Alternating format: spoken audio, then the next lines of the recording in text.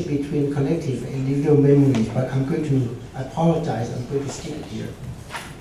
Second factor is the ideologies, including Buddhism, but in this talk, and in my book, especially the royal nationalist historical ideology. The two factors run through the talk today. That will explain various kinds of silence to different people. Over 40 years of changing political environments that shape and reshape their memories.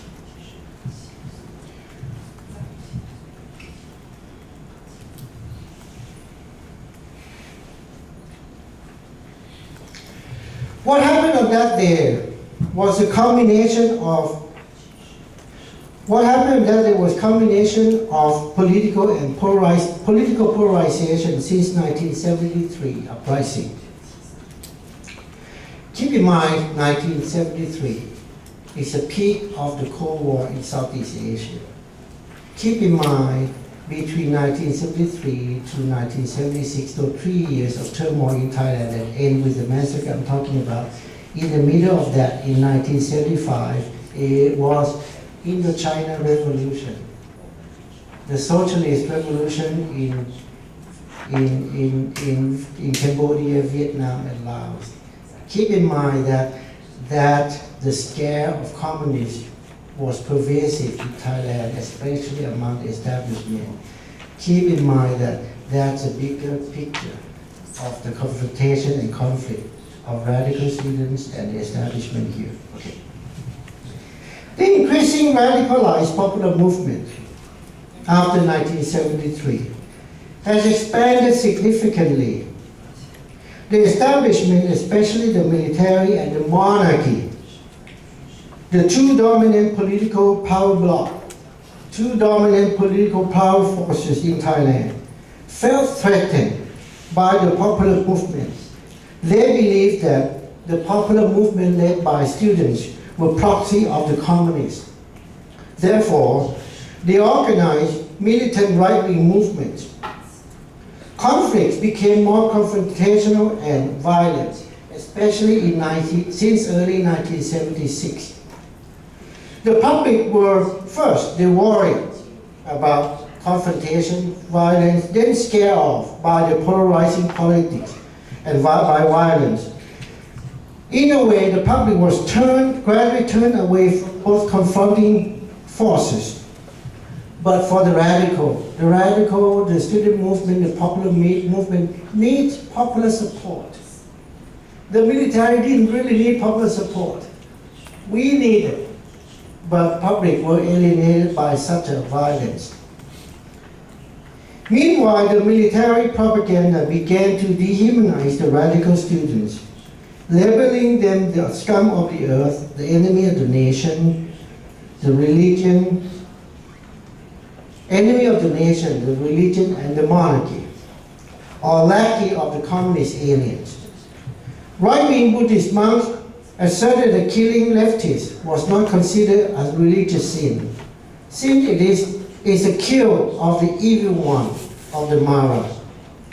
The palace, the royal family, openly and actively organized one of the most powerful right-wing mass movement, the village scouts, against the radicals. The village scouts were the majority of people outside Thammasat that day. It's an organization openly organized by the palace. In retrospect, the suppression of the radicals and the return of military rule might have been inevitable. Yet, the brutal killing of that morning was far beyond anybody's anticipation. Right after the massacre, the jubilance among the right-wing groups, including the police and the military groups, were easily felt everywhere in public areas. Even in prison where I was, we can feel that they enjoy the killing. Some went on air on military broadcast. Live radio and TV on that day after we found that confirmed this. They enjoyed the jubilant with the victory over the communists by killing them off. Those police and broadcasters even joke about some victims who cannot sing national anthem. They joke that those people must be aliens, must be the communists, even though the fact was that they were beaten up until they can't speak. The victors laughed with joy on air, broadcast live throughout the country. For some months, the right-wing views of the massacre dominated the discourse of the massacre in the country, in the privately owned media, as well as in the government public relations. It was a victory over the communists, a heroic accomplishment that saved the country from falling into the hands of the communists. Victims were called enemies of the nation, the deceived, the terrorists, the rioters, the troublemakers. They deserve to die. The funeral of a few right-wing who was shot dead in the incident received royal cremation. The jubilation, however, did not last long. About 2,000 students were arrested from prison, were arrested from campus. Most of them were released from prison after a few days. All except 19 ringleaders remained there for 2 years. So only 19 people remained there for 2 years. The rest of them were released. Where did they go? Most of them went to join the communist armed struggles in the jungle. 3,000 of them.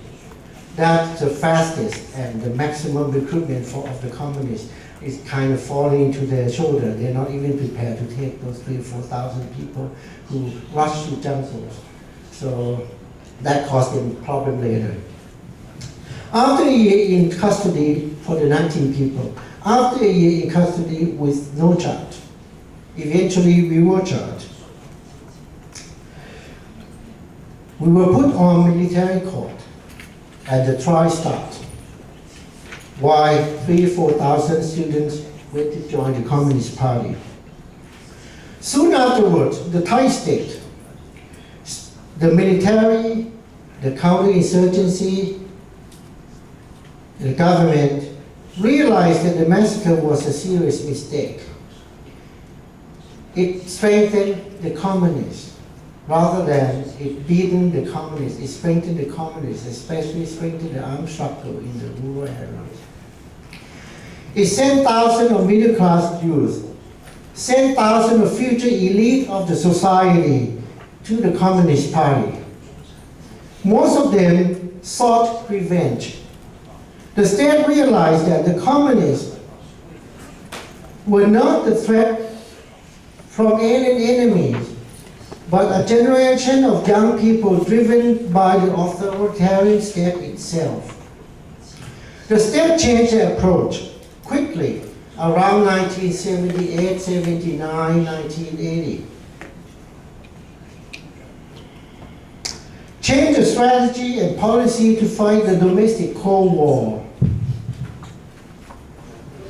The cornerstone of the new approach was the release of 19 ringleaders, including me, at the end of the trial abruptly in September 1978. The trial just started, about less than a dozen witnesses among 80 listed in the witnesses. They just stopped, issued an amnesty bill, absolving all wrongdoing from everybody. It's a blanket amnesty to all communists, amnesty for anybody involved in the massacre, including the authorities, not just us. Yeah. And later a year, blanket amnesty to all communists in 1980, 2 years later, allowing them to return home with no interrogation, no charge, no question asked. In the name of reconciliation, the massacre was under the cloud of silence since the amnesty. After all, amnesty partly means forgetfulness, right? From 1978, there were only occasional mentions of the tragedy. mostly in student publication with limited circulations. Almost without exception, the mentioning of the massacre in public would get a warning. Otherwise, it had to be abstract or had to be evasive. Even the death and the fact that there were killings and deaths were avoided.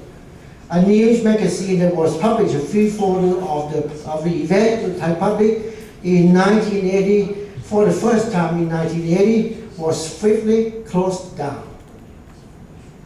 Silence remained there for 20 years. Silence over the massacre in Bangkok was certainly partly the result of suppression, censorship, and power that imposed fear upon many people who otherwise would speak out, especially in the first 20 years. Because many people in power, especially the two most important moral authority in the land, namely the monarchy and the Buddhist order, they're involved in the massacre. The monarchy is semi-divided in Thailand. It has been misunderstood in the country and internationally, even up to today, that Thai monarchy is about politics. It's a minor, maybe my voice, maybe less than 1%. We try to point out that the monarchy always involved in politics in very subtle ways.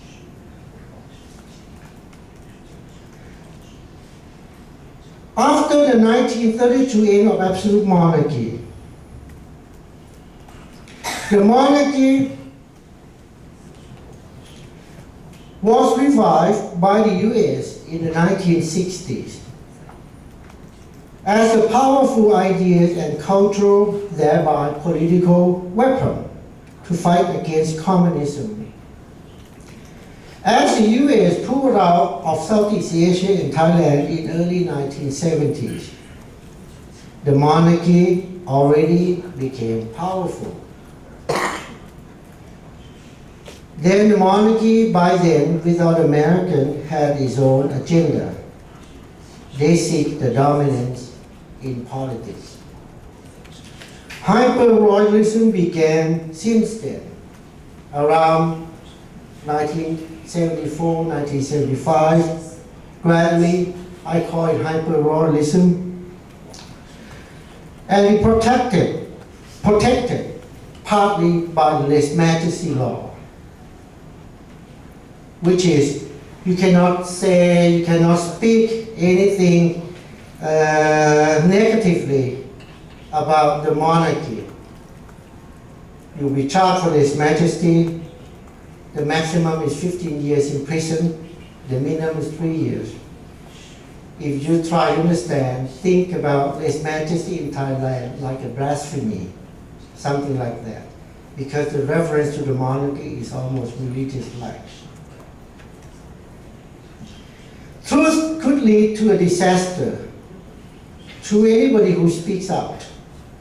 Anybody dare to speak out about the massacre must do so carefully at their own risk. Nonetheless, people may not believe in such allegations against the monarchy anyway.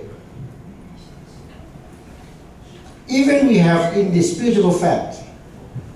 The traumatic events of 1976 lie in the realm of the unspeakable. Its history is impossible to write under the present political system with strong royalism.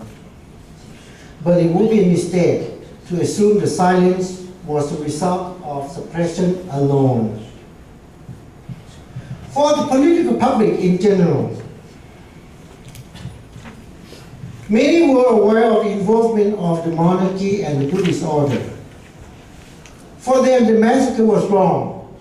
But the truth of the massacre could be devastating. It could lead to unthinkable social unrest, social turmoil. Silence is mostly self-imposed, out of concern for the unthinkable consequences had the truth been told. The call for reconciliation since 1978 came with the amnesty, with the public supported widely. even though, or because of, it provides a blanket amnesty not only to the 19 students in jail, but including authorities as well. Maintaining social order was higher priority than truth or justice. Over 40 years, these concerned citizens also become engines of all sectors of the society, from the bureaucracy, business, education institutions, mainstream media, and others. Many politically active professionals of the 1970s are now the powerful people in their profession. Their interests became intertwined with the state and the palace. Truth became lower in priority for them. Maintaining social order and establishment became more important to them now. The breakthrough of silence took place in 1996, 20 years after the massacre. I will talk about it in a moment. But right now, how about the victims? Former radicals should not be ambivalent, right? But they were. Not silence for safety. There are other reasons. The massacre pushed these young radicals into the embrace of the Communist Party. For many of them, the brutality and loss of their friends only left bitterness and anger in their heart and minds. The armed struggle in the jungle seemed a justifiable option.